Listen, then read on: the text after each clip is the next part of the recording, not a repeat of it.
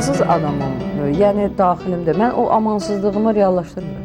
Çünki bayaq sizə dedim, mən artıq çoxdandır ki, adamlara biraz belə böyük çıxmasın, çox belə zəif məxluq kimi baxıram. Özünüzə də həmçinin? Özümə yox. Siz daxil insansınız. Mən insanam, amma mən görürəm ki, mənim keçə biləcəyim yerlərdən keçmək çətindir. Mən demirəm, mən özümü yüksəltmək istəmirəm, amma mən həqiqəti deyirəm. Ona görə də mən ən amansız olduğum adama da, yəni daxilən bağışlamadığım tutaq ki, lap belə, nə bilim, cəzalandırmaq istədiyim tutaq ki, belə götürək. Adama da heç vaxt heç bir şey eləmir. Sadəcə onu mən daxilimdə həll edirəm, məsələn. Çünki onsuz da insanlar yazıblar, bilirsiniz. Onsuz da yazıblar.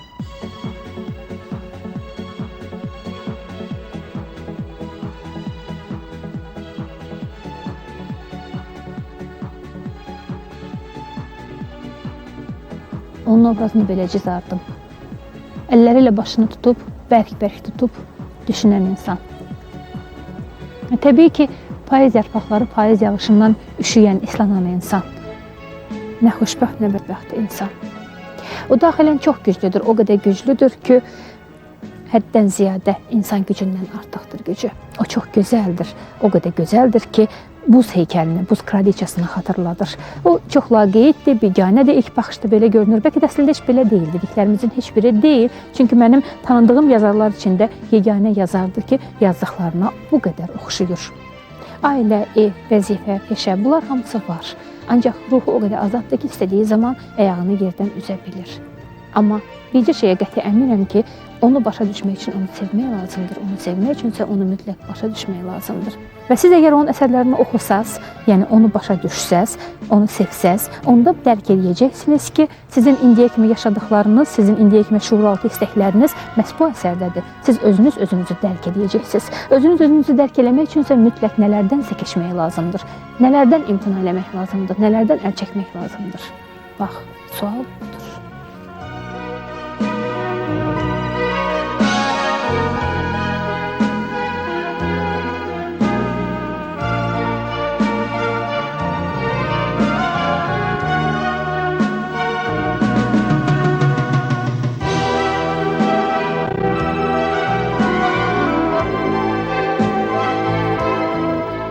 Güclü adamlar hər şey dəyişir. Biri ağlından, biri iradəsindən, biri qələbəsindən, biri qol gücündən. Yəni dünyanı dəyişmək iddiasında olur çox zaman güclü adamlar. Siz güclü insansınız. Sizin özünüzdə əgər bu ixtiyar verilsəydi ki, dünyada nəyisə böyük bir qlobal bir problemi həll edə bilərsiniz, dəyişə bilərsiniz dünyada nəyisə, nəyi dəyişərdiniz? Bilirsiniz, mən dəyişmək istədiyim elə bir şeydir ki, o ancaq ilahi. İlahiyyat eləyə bilər, Allah eləyə bilər. Yəni, mən ilk növbədə istəyərdim ki, ümumiyyətlə, bu mövzu mənim üçün bu dəqiqə çox bir nömrəli, demək, mənə narahat edən bir mövzudur. Bu da odur ki, bizim, yəni söhbət Azərbaycana getməyək, ümumiyyətlə, yer kürəsində bu dəqiqə. Yəni, bu son artıq bir 50-60 ildir ki, dəhşətli bir maddiləşmə prosesi gedir. Dəhşətli dərəcədə. Yəni, bilirsiniz, yəni, maddiləşmə iki cürdə. Bir var ki, insan, tutaq ki, məlum şeydir ki, insanlar yaşamalıdırlar, bunlar indi yaşamaq üçün nələrsə eləməlidirlər, pul qazanmalıdırlar falan. Amma bir də var ki, bu fonda, yəni o yaşamaq uğrunda mübarizə fonunda insan yoxa çıxır. Yəni, necə, o özü öz içində itirib batır və üstü o qədər örtülür ki, bu məişət, o xırdalıqları ilə, o maddiliklə ki, insan ümumiyyətlə bir dəfəlik çıxıb gedir. Bilirsiniz, öz içindən yoxa çıxır. Mən çox qəribədir ki, öz uşaqlığımı, öz gənclik illərimi çox pis xatırlayıram. Bu, bilirsiniz, nədən irəli gəlir? Mən ata-anama o qədər bağlı olmuşam ki, və mənim atam da, anam da o qədər parlaq, o sözün əsl mənasında parlaq adamlar olurlar. Yəni, anam zahirən çox gözəl qadın idi. İndi bunu bizim ailəni tanıyanlar bilir. Ona dedilər gözəl Rəna. Həddən ziyadə gözəl bir qadın idi və çox ağıllı qadın idi. Atam da çox istedadlı və enerjili bir adam idi və çox belə yəni qaynayan, qarışan, yəni çox belə həyatsevər bir adam idi, bilirsiniz. Və onların həyatı, mən elə bir ki, onların həyatını daha çox hatırlayıram. Öz həyatımı yadıma salanda çox qəribədir ki, mən onların gəncliyini, çox vaxt özdə Tofiq Quliyevin musiqisini eşidəndə birdən-birə mənə elə gəlir ki, mən qocalmışam və mən öz gəncliyimi xatırlayıram. Və mən bir də özümü onda tuturam ki, mən özümü yox, mən ata-anamın gəncliyini xatırlayıram. Çox qəribə şeydir. Nə qədər bu insanlar mənim həyatımda o qədər iz qoyublar, bilmirəm də ola bilər, bunlar çox tez gediblər mənim həyatımdan. Hər halda mən onu deyim ki, indi mənim öz ailəm də var, yoldaşım və uşaqlarım, amma mən öz ailəmi ata-anamın ailəsi hesab edirəm. Yəni əsl o doğma ailəmi onları hesab edirəm. Mənim atam anamı çox dəhşətli, çox sevir. Yəni o deyirlər Leyli Məcnun, hardasa bir Məcnun sevgisi ilə sevirdi. Və həmişə də deyirdi ki, uşaqlar, mən bu qadını sevirəm.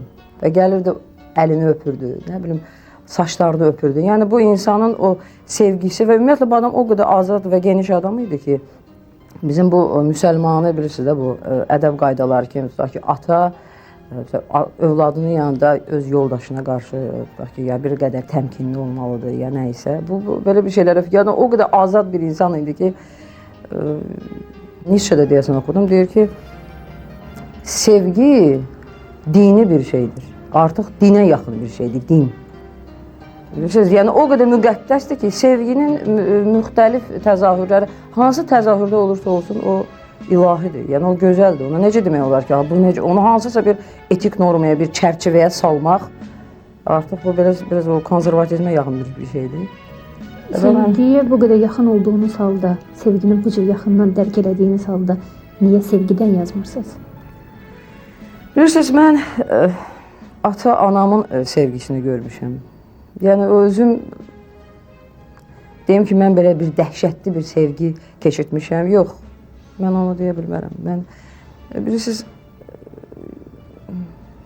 sevgi müxtəlif cür olur da. Məndə, məsələn, mən belə hesab edirəm ki, bu mənim sevgim sənətimə daha yüksək olub. Məsələn, bilmirəm, bəlkə də mən bunu səhv edirəm.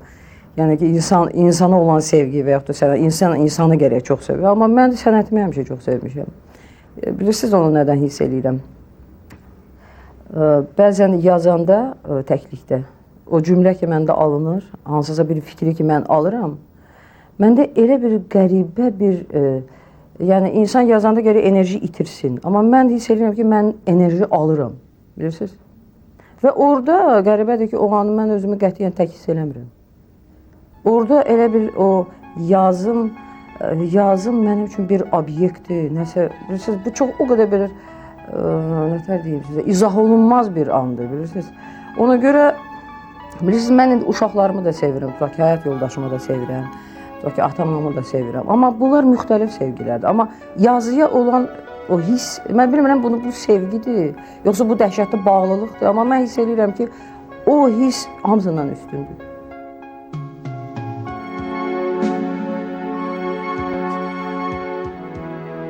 Bir dəfə atası ilə nə haqqındasa mübahisə edən anası gözləri irilə-irilə vəhşi bir səslə əl çək yaxamdan dedi, icazə ver ölək.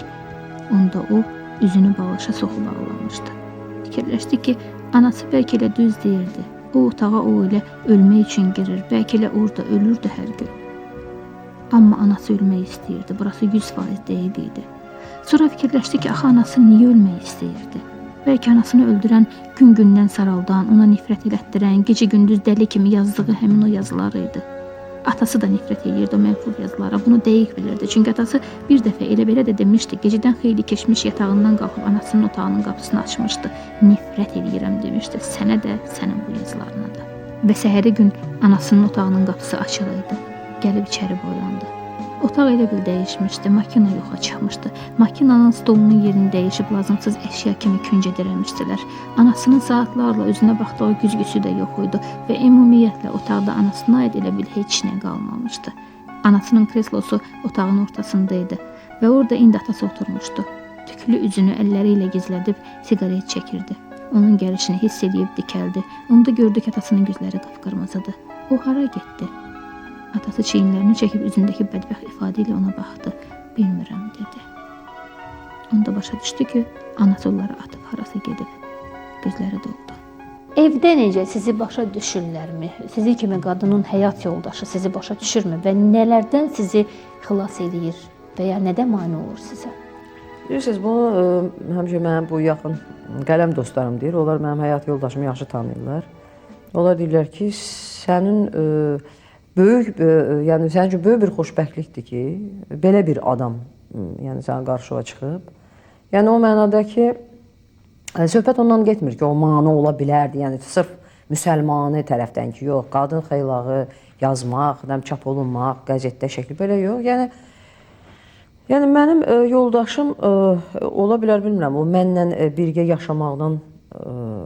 yaşamağın dəxli var ki, bu adam artıq biz 20 ildir bir yerdə yaşayırıq. O ədəbiyyatı çox dəqiq hiss edir. Bilirsiniz? Və o yazılarım haqqında görürsünüz elə qeydlər deyir ki, mən çox vaxt o qeydlərlə o yazılarımda bəzi dəyişikliklər də hətta edirəm və sonradan bir neçə ildən sonra baxıb görürəm ki, bu nə qədər dəqiq dəyişikliklər olub. Yəni o mən həmişə deyirəm ki, mənim redaktorum evdədir. Onun mənim yazılarımı başa düşməyin kökü odur ki, o məni çox istəyir. O məni həddindən çox istəyir. Həmişə bu ətrafımızdakılar da deyir ki, yəni bizim ailəni yaxın tanıyanlar ki, yoldaşın uşaqlarından çox səni istəyir. Yəni mənə elə gəlir ki, o anlamaq buradan irəli gəlir. İstəkdən irəli gəlir. Yoldaşımı istəmişəm, amma mən deyə bilmərəm ki, bu böyük sevgi olur. Çünki tutaq ki, mən o Leyli Məcnunu oxumuşam, Romeo Juliet'də və bir çox sevgi əsərləri. Məndə deyim ki, o cür dəhşətli sevgi, mən o səviyyədə sevgi hissi keçirməmişəm. Bəlkə bu ona görədir ki, siz daha çox bu tərəfi isti bilirsiniz, bu tərəfə meyillisiniz. Ola bilərmi belə? Ola bilər, ola bilər. Mən bilirsiniz necə işləyirdim? Mən hər gün 8-10 saat işləyirdim, hər gün. Siz təsəvvürə gətirin. İndi mən fikirləşirəm ki, o nə idi? O görünür, nəsə ilahdan ona bir güc verilir. Mən indi tutaq ki, 1-2 saatdan artıq işləyə bilmirəm. Çünki görünür, içəridə o material yoxdur da hələ. Və mən o yazanda bizim Suhacevdəki mənzilimiz çox hayküylü bir küçədə yerləşir. Maşın siqnalı, bu tərəfə keçirəm, bu tərəfdə məscid, gücləndirici ilə azan verirlər, hər 3 saatdan beri. Bu yana keçirəm, burada maşın siqnalı, bir də indi o yığışdırıblar, bir musiqi qoyurdular, daha belə gücləndirici ilə. İşləmə mümkün deyil, dəhlizdə də oturma mümkün deyil, iki tərəf. Mən qərarı aldım, o vaxt bizim bağımız bu cür demək, belə qış evi kimi istifadə eləmirdi, ancaq bağ kimi və isidicisi yox idi burada, isti olmurdu. Bir də mətbəxdə görək, qazı yandıraydı. Mən fikirləşdim ki, ayrı yol yoxdur, mən bunu yazmalıyam. Bilirsiniz, o elə bir andı ki, o yazılar səni elə bir ki, o adam divara diriyərlər. Sən bir var deyəsən ki, şimdi bunu yazmıram, qoy qalar, indi bir yayda havalar isinər. Mən köçərəm, bunu bağda yazaram. Bu qeyri-mümkün idi. Mən onu saxlasaydım, bu belə, ya mən xəstələnəcəkdim, dəqiq.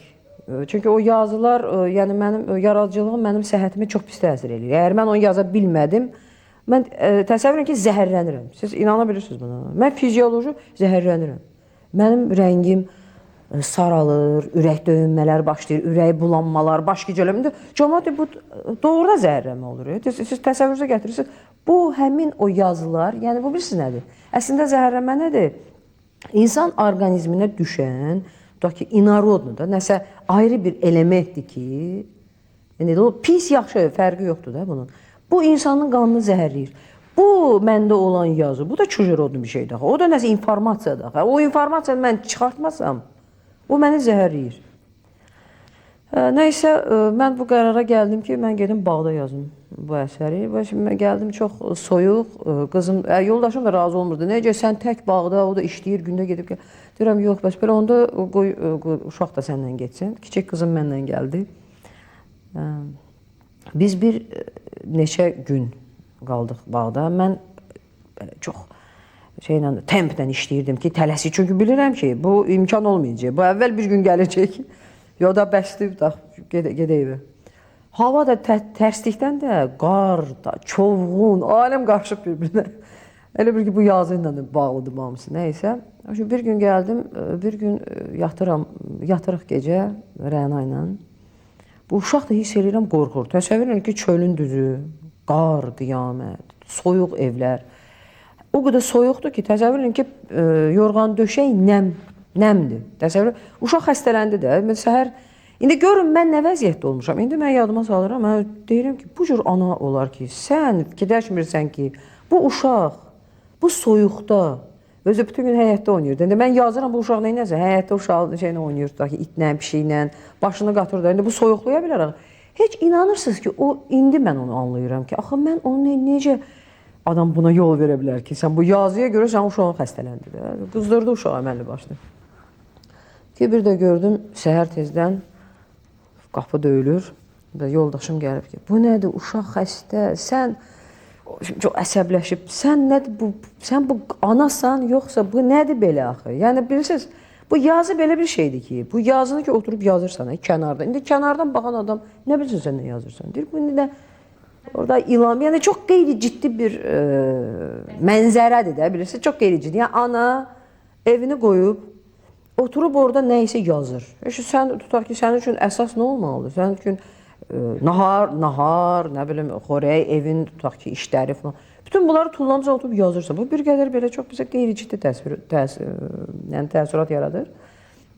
Nə isə, yığışın gedək.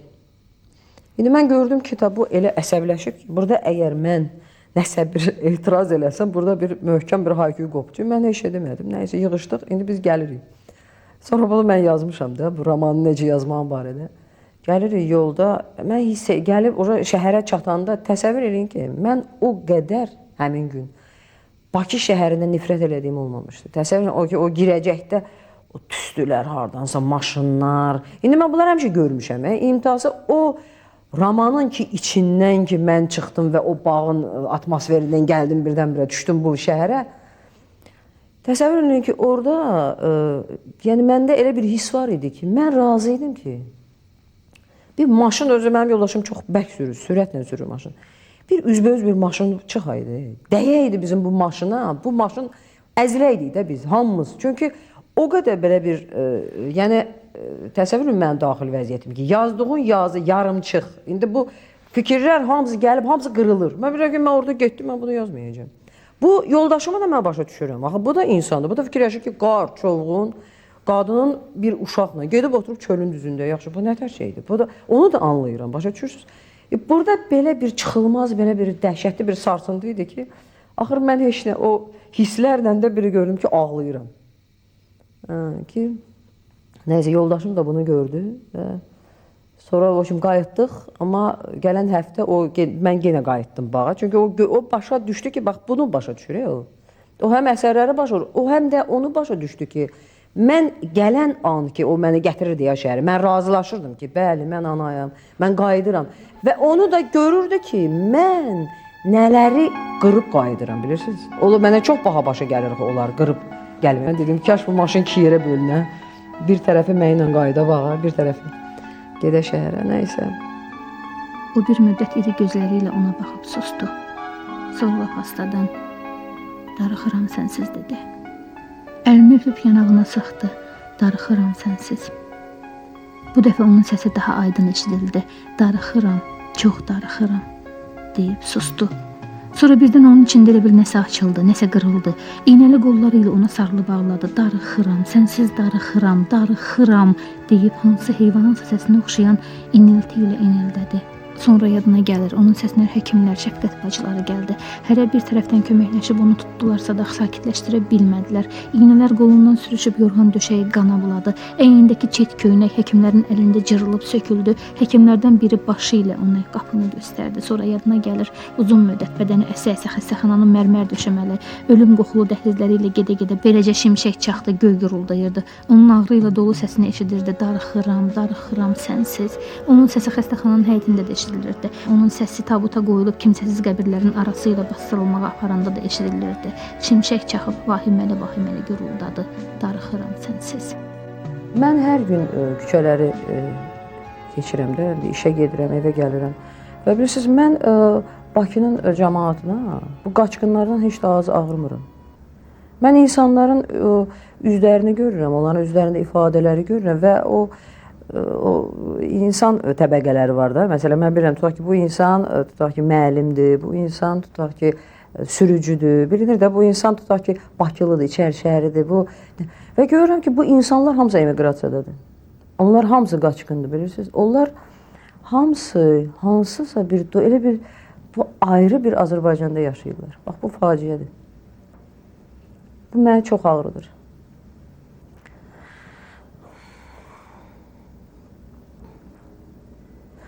Bilirsiniz, mən belə hesab edirəm ki, qaçqınlar düzdür, öz ev eşiklərini itiriblər, öz ərazilərini itiriblər. Və əlbəttə, bunlar üçün bu böyük bir faciədir, düzdür. Bu məkan, öz ərazidən çıxmaq, ev eşini itirmək, mülkiyyətini itirmək. Amma bir də var ki, insan bütün, necə deyim sizə, elə bir öz bioqrafiyasını itirir. Bilirsiniz, bu mənə elə gəlir ki, bu daha dəhşətli bir vəziyyətdir və bu məni çox ağrıdır. Və mən son illərin ən dəhşətli ağrılarından biri də sözsüz ki, mən bunu bir neçə dəfə demişəm, o bizim o şəhidlər məsələsidir, o 20 yanvar hadisəsidir. Mən, yəni o, necə deyim, o yara deyim, elə bil ki, bax o deyirəm, Natiq deyir ki, sən sınmamısan. Amma mənə elə gəlir ki, həmin o an, o akt vaxtı mən sınmışam. Yəni bilirsiniz, ola bilər o elə bir sınıqdır ki, o hardasa gedib mənim bir şuuraltı yaddaşımda çox belə dərində gizlənib, amma o çat var, mən onu hiss edirəm. Çünki məndə bir belə elə bilin ki, mən yəni belə qürurlu adamam. Mən heç o imkan vermərəm ki, məni təhqir eləsinlər ya təhqir olunum. Ümumiyyətlə gəlib o yerə çatmır heç vaxt və elə bir məqam olsa da o alınmaz. Amma ki, mən o aktdan sonra özümü dəhşətli və özümü də, bütün nəslimi də, uşaqlarımı və bütün xalqımı, hamımızı çox böyük, dəhşətli bir belə təhqiramiz. Mən orada faciədən çox, bilirsiniz, təhqir görmüşəm, bilirsiniz, təhqir hiss eləmişəm və bu mənə dəhşətli ağrıdır. Bax, ən ağrılı hadisələr budur. Yəni, çoxlu ağrılı hadisələr olub. Tutaq ki, atamın cavan getməyi, anamın xəstəliyi və s. və ilaxır o qədər anlar olub ki, dostlarım var o qədər tutaq ki, elə hadisələr olub olanla ki, onları mənə dəhşətli izləyir. Amma o böyük ağrılar deyirsiniz, böyük. Bax, bu böyük odur. Və bu, bayaq dediyim ki, o gündəlik kimi o mənzərəni görürəm. Mən, o dəhşət budur ki, mən həmişə o mənzərənin içindəyim və indi mən artıq Mərdəkanda yaşayıram. Bilirsiniz? Və mən hiss edirəm ki, mən burada şəhərin mərkəzindədir mənim mənzilim. Çox da gözəl mənzilim var. 4 otaqlı, böyük, belə çox gözəl şəraitdir, yaşlılar binasında. Amma ki, o ki, mən şəhərin içi ilə gedib gəlməməyə görə, mən inanırsınız ki, mən bəlkə də, yəni, bir çox səbəblər var orada qalma. Amma elə bilirəm ki, əsas səbəblərindən biri də odur. Ki, mən o şəhərin, o cəmaatının, nə deyim, o mənəvi, o sarsıntı da deyil. Elə bil ki, boz səhifəni görmək istəmirsiniz. Boz və saralmış səhifəni görmək istəmirsiniz. İstəmirəm. Allahın ən böyük sirri, mən belə fikirləşirəm ki, insandır. Yəni, insanın daxilində o qədər belə dünyalar, qalaktikalar var ki, indi ora heç tutaq ki, biz demirik ki, hamı geçsin ora baş vursun. Elementar ki, insana nə verilib, yəni insanlıq adını daşıyan, yəni bu insandır.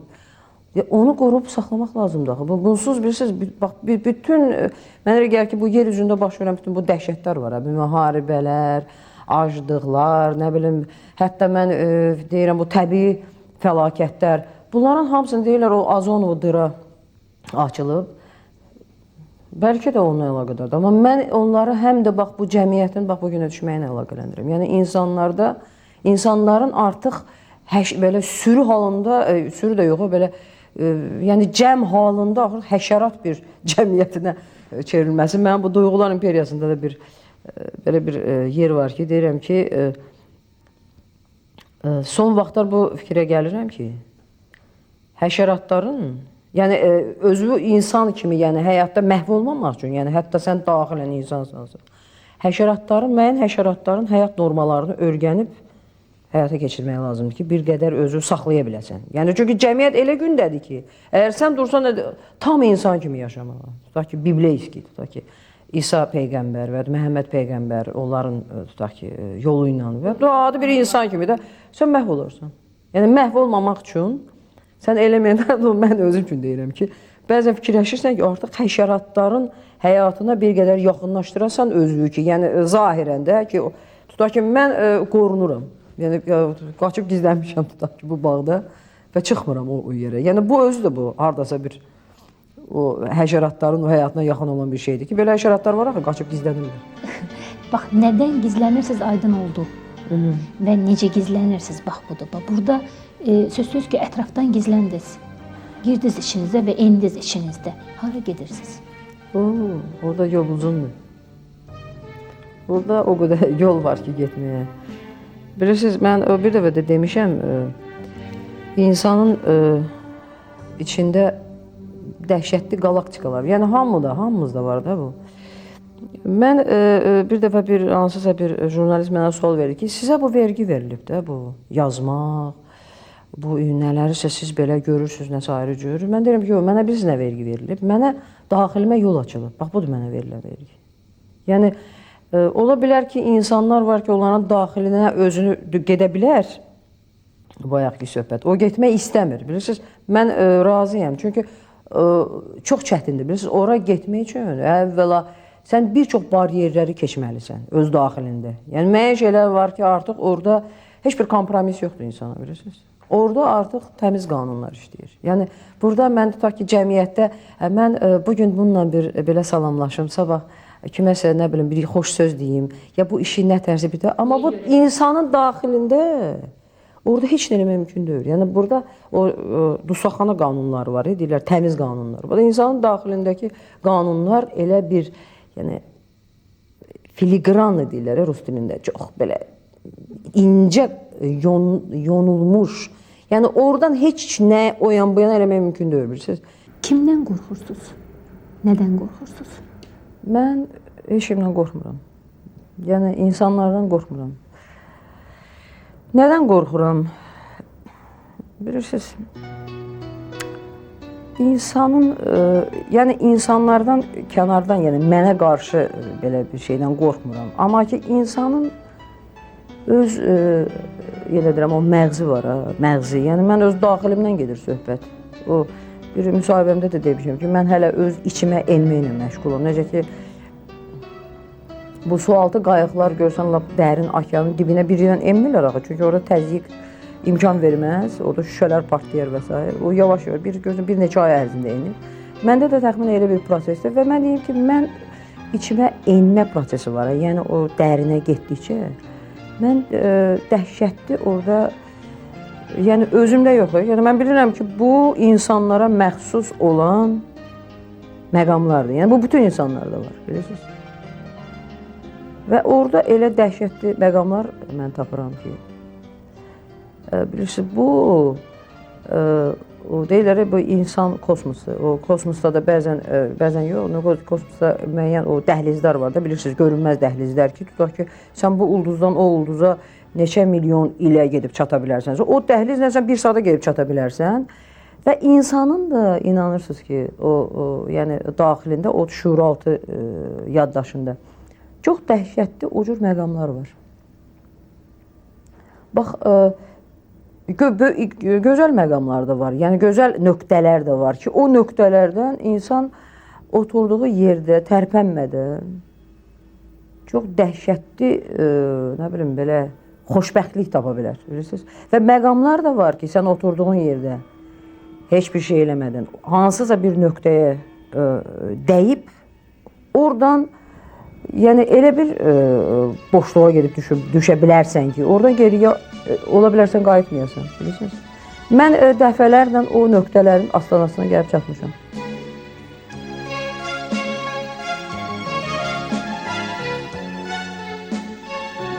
O anasının əllərini öpürdü, öpüb ağlayırdı. Getmə, qurban olum, getmə, darıxıram sənsiz. Darıxıram sənsiz ana, çox darıxıram. Anasının dizləri həmişəki kimi yumuşaq və isti idi.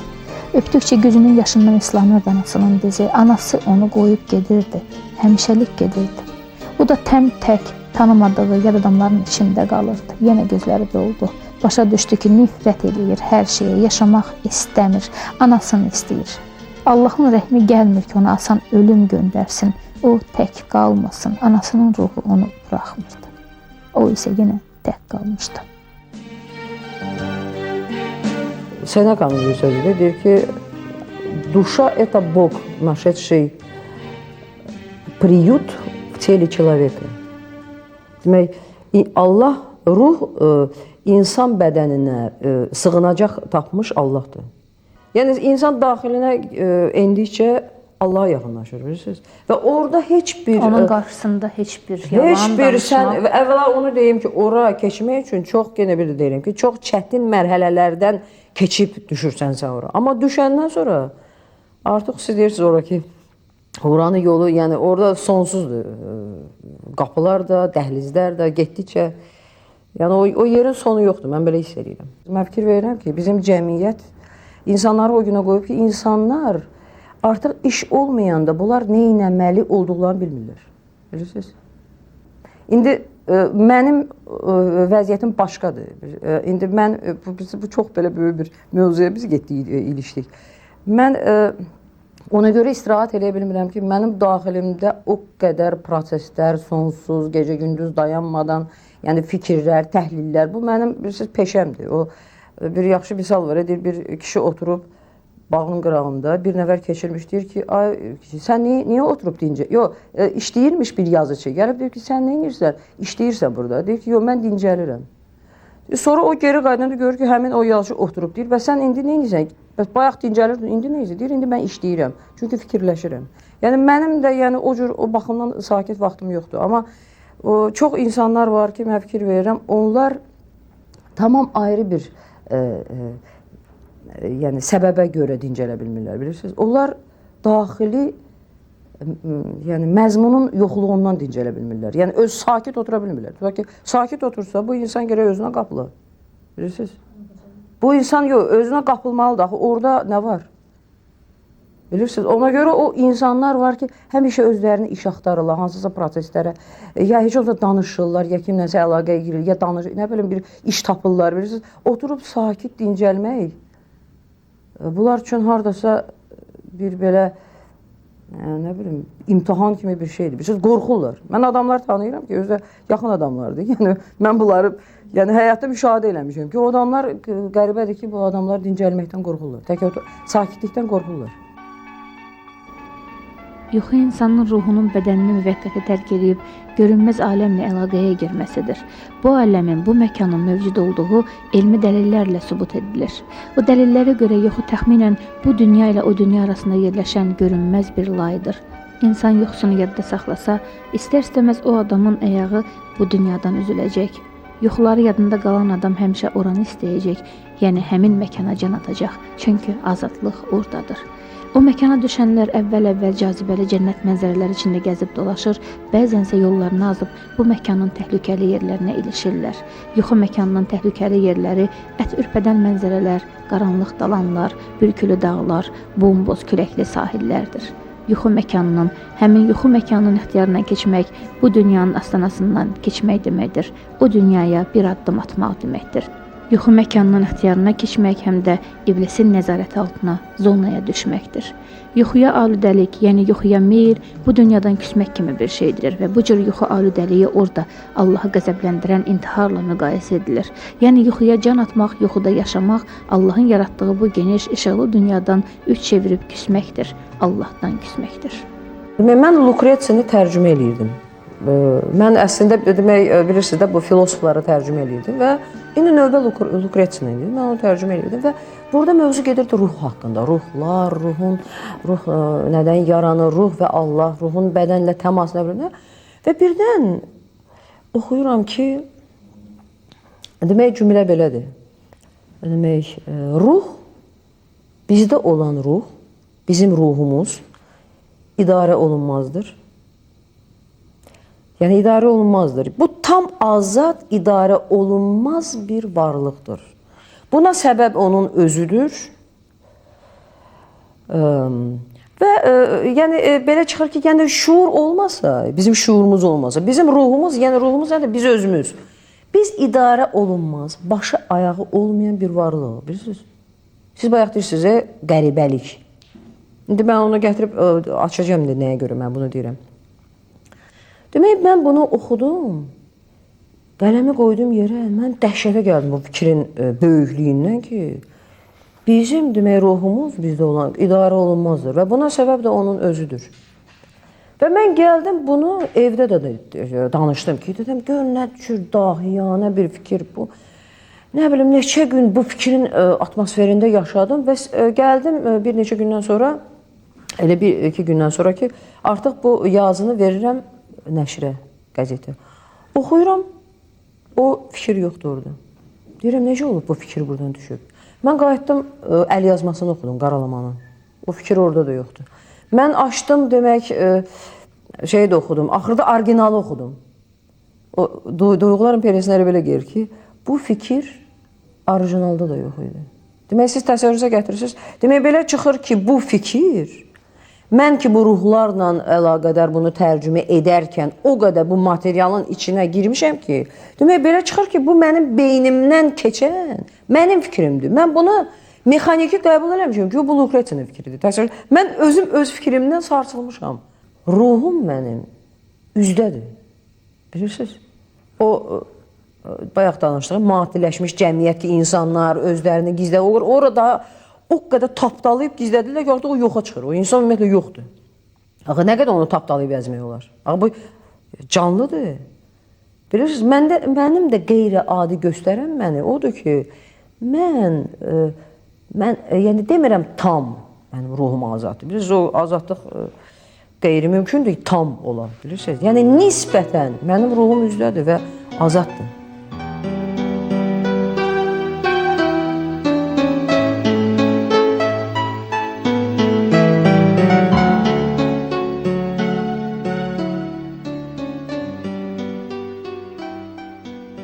Mən bu dünyada yaşamağım üçün artıq o qədər məqamlar var ki, artıq o qədər əkir, elə bir ki, bitkilər əkmişəm və bunların görə mən cavabdayım. Mən bunları gözləməliyəm, böyüsünlər. Bunların övladlarım da, əsərlərim də, müəyyən işlərim var, dostlarım var. Mən yaşamalıyam. Ancaq deyim ki, mən o bütün insanlar necə yaşayır, bütün hadisələrin içində. Mən heç bir hadisənin içində deyiləm. Mən tamam kənardayım. Mən özüm, öz içimdə, yəni ona da yaşamaq demək olmaz. O yaşamaq deyil, bilirsiniz.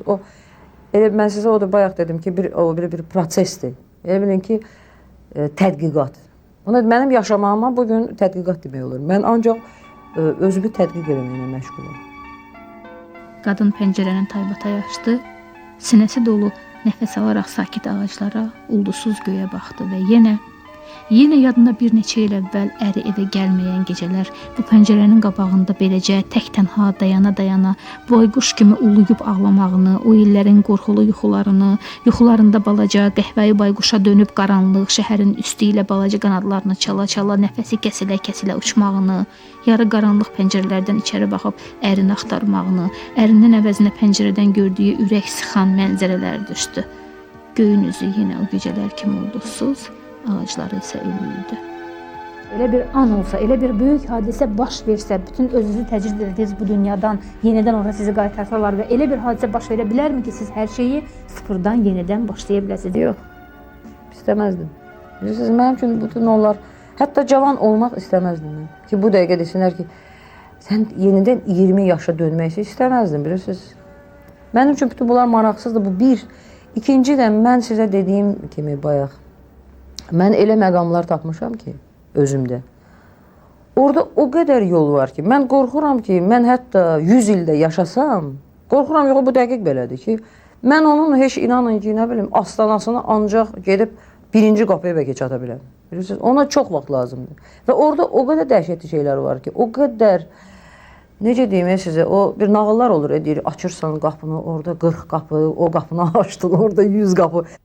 Siz özünüzü güclü qadın hesab edirsinizmi? Cavabı bütöv verin. Mən özümü güclü qadın hesab edirəm. Özdə güclü qadın yox, mən özümü güclü insan hesab edirəm. Çünki məqamlar və situasiyalar olub ki, çox dəfələrlə. Mən nəinki güclü, mən başa düşmüşəm ki, yox, mənə elə gəlir ki, ümumiyyətlə mən insan deyiləm. Mən də bilirəm, mən nəsə yuxarı bir varlığam, ancaq Yəni kişi də, qadın da, kişi də, güclü qadın və güclü kişi tutaq ki. Həmin situasiyada məlumdur ki, nə edərdi tutaq ki. Məndə tamam ayrı bir, yəni necə deyim sizə? Ayrı reaksiya olur məndə, bilirsiniz, o situasiyalarda. Bu bəlkə də o yaradıcılıqla əlaqədar bir şeydir, bilmirəm. O sənətlə əlaqədar bir şeydir. O sənətin böyüklüyüdür bəlkə. O sənətin gücüdür görünür. Mən belə başa düşürəm. Bu kişi qadın yox, bu sənətin gücüdür. Bax budur. Və mən deyəndə ki, mən o kişilərdən də güclüyəm, bu demək deyil ki, mən ilahi varlığam. Bu deməkdir ki, sadəcə mən yəni belə sadə dillə desək, mən yazıçıyam.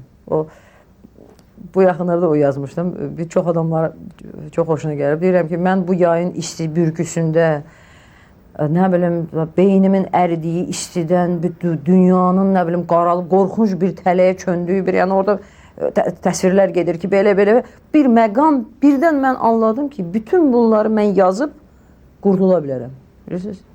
Yəni bu ilk baxışda baxırsan ki, yəni, bu nədir axı? Hərdən bunu yazdı. Amma burada dəhşətli, bax, sənətin gücü bax buradadır ki, sən hətta o fizioloji əziyyətdən də sən həmin o sənətlə bir o ayağı o suyun dibinə təkan vurub qalxırsan. O cür təkan vurub sıçraya bilərsən. O səni ata bilər. Tamam ayrı bir qata bilirsiniz. Böyük mənada çıxış oldu. Yəni mənim gücüm, yəni sırf o təbiətimlə, yəni nə bilim genetik hansısa, tutaq ki, mən Əli Vəliyevin nəvəsiyəm, Məsud Əlioğlu qızıyam, mən nə bilim hansı bir idarə rəhbəriyəm, mənim xarakterim, bunlar deyil, bilirsiniz. Onların da orada düzdür, öz payları var. Ancaq mənim gücümün əksər səbəbi mənim sənətimlə bağlıdır. Ədəbiyyatım. Mənim gücüm ədəbiyyatdır. Mən belə başa düşürəm. Sizin qollarınızı sarısalar yazma, nə edirsiniz? Onda mən yəqin ki, danışaram. Əgər onu da qadağan eləsələr? Onu qadağan eləsələr, onu bilmirəm. Onu da bilmirəm necə olar. Bilmirəm, onu mənim bədənim davam gətirər, yoxsa yox. Mən bilmirəm. O mənim üçün faciə olar yəqin ki. Baxışlarınız çox böyük faciə. Yox, baxışlar yox. Hər halda onu mən danışmasam, onu mən ifadə eləməliyim, mütləq. Onları mən deməsəm, bax, o mənim üçün dəhşətli faciə olar. Ona mən davam gətirməyəcəm, o dəqiqdir. Afaq Məsud. Bu qadın, daha doğrusu bu insan çox güclü yazardır və bu yazmaq elə belə sənət, peşə, çörək ağacı, nəsil ənənəsi deyil. Afaq yazır. O şeylərdən yazar ki, bugün ədəbiyyatda bu mövzular populyar deyil. O şeylərdən yazar ki, oxucu tələbatı deyil. Ancaq bugün olmasa da sabah ayılıb hamı birdən başa düşəcək, dərk edəcək ki, büsbütün onun fikirləri imiş sən demə bu kitabda. Büsbütün onun hissləri imiş, dilinə gətirib sözünə çevirə bilmədiyi, içinə axan göz yaşları, xoşbəxtliyi, bədbəxtliyi hamısı bu kitabdadır. Afaq yazıb bunları və onda dərk edəcəklər, onda başa düşəcəklər. Və onda öz ruhlarını bu cümlələrdən qalxan tüstünün ixtiyarına Afaq Məsuda verəcəklər. Onda bizim ruhlarımız elə hey göylərə doğru uçacaq, ayağı yerdən üzüləcək hər birimizin. Və sınmış qanadlarının yerindən gələn qanla qanadlarımızın çırpa-çırpa qalxacağıq, göylərə nəhayət onun qarşısında dayanacağıq. Dayanıb, yaman yorulmuşam deyəcəyik. O da deyəcək, mən də yoruldum. Çünki sevə bilmədik, çünki heç kimi və heç nəyi sevə bilmədik. Sevə bilmədik ki, yer üzündə qalmağa biraz da nəyəsə bəhanəmiz olsun.